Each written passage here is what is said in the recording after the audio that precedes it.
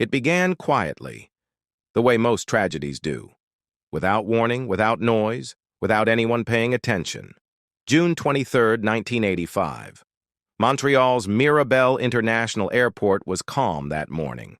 Air India Flight 182 was scheduled to depart on a long international journey, Montreal to London, then onward to Delhi and Bombay.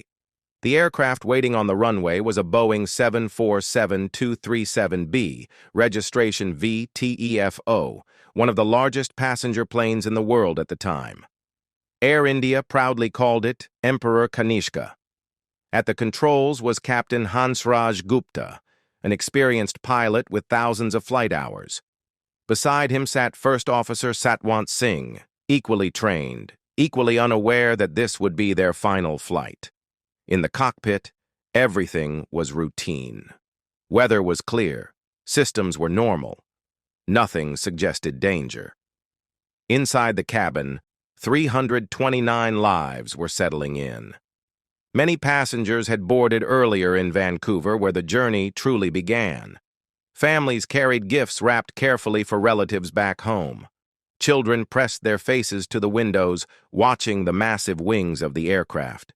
Some passengers were flying to attend weddings, others were visiting parents they hadn't seen in years. A few were traveling for the very first time. This was not a plane full of politicians or soldiers.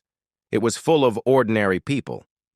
After departing Montreal, Flight 182 climbed steadily into the sky and turned east, crossing over the Atlantic Ocean. The first stop was supposed to be London's Heathrow Airport. The cabin lights dimmed. Passengers slept. Some read, some whispered prayers. The hum of the engines filled the night. Unknown to everyone on board, a bomb hidden inside a suitcase was already ticking. The suitcase had been checked in earlier in Canada. The passenger it was associated with never boarded the flight. No one noticed. Security systems in 1985 were weak. Baggage screening was limited. And that single failure sealed the fate of everyone on board. 5 hours into the flight, at 31,000 feet, as the aircraft flew off the coast of Ireland near the Atlantic airspace controlled by Shannon, disaster struck. At exactly 7:14 a.m. Irish time, the bomb exploded. There was no emergency call, no final words from the cockpit. The explosion ripped through the forward cargo hold, tearing the aircraft apart in less than a second. The Boeing 747 disintegrated mid-air. The cockpit separated. The fuselage shattered. The wings collapsed. Passengers never knew what happened. Wreckage, luggage, and human bodies fell into the cold Atlantic Ocean. The water temperature was near freezing, but it didn't matter. There were no survivors. Irish fishing boats were the first to reach the area, but what they found was beyond imagination. Floating debris, children's shoes, pieces of aircraft, and bodies spread across miles of ocean. Recovery crews later described the silence as haunting, not peaceful, heavy. Back in Canada, phones began ringing. Families rushed to airports. Some believed there had been a delay. Some thought the plane had landed somewhere else. Many refused to accept what they were being told. Entire families stood together at information desks, only to realize no one would be coming out. For Canada, the shock was deep, but strangely quiet. This was the deadliest terrorist attack in Canadian history. Yet for years, it did not receive the attention it deserved. Most victims were Canadians of Indian origin, and many families felt their grief was treated as distant, almost invisible.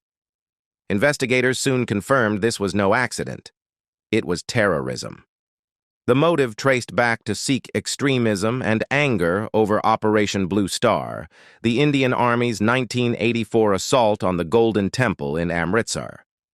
The attack was meant as revenge against India. But the people who died were mostly Canadian citizens. Even more chilling, on the very same day, another bomb linked to the same plot exploded at Narita Airport in Japan, killing 2 baggage handlers before it could be loaded onto a separate Air India flight. That explosion should have been a warning, but it came too late. As the investigation unfolded, it became one of the most criticized in Canadian history. Intelligence agencies had recorded conversations discussing an attack. Suspects were already known, and yet critical warnings were ignored. Surveillance tapes were destroyed. Evidence was mishandled. For families, every revelation reopened the wound. Years turned into decades. Courtrooms became familiar places of pain. Witnesses failed to testify. Cases collapsed. In the end, only Inderjit Singh Rayat was convicted, first for the Narita bombing, later for lying under oath. No one was ever convicted for the murder of the 329 people on Flight 182. Justice never landed. Parents died waiting for answers. Children grew up knowing their loved ones only through photographs. Some families lost faith not only in the courts, but in the idea that their country would ever truly acknowledge its failure. Only much later did Canada officially admit what had gone wrong. Today, memorials stand in Vancouver, Toronto, Ireland, and India. Names carved in stone. Ages listed. Some as young as 2 years old. Visitors often say the quiet at these memorials feels louder than any sound, because every name represents a story that ended mid-sentence. Air India. Flight 182 wasn't just destroyed by a bomb. It was destroyed by ignored warnings, broken systems, and the belief that it couldn't happen here. But it did. And for the families left behind, June 23, 1985, never truly ends. Somewhere over the Atlantic Ocean, the echoes of that flight still remain, not in the sky, but in memory. Because some tragedies don't fade with time, they wait to be remembered.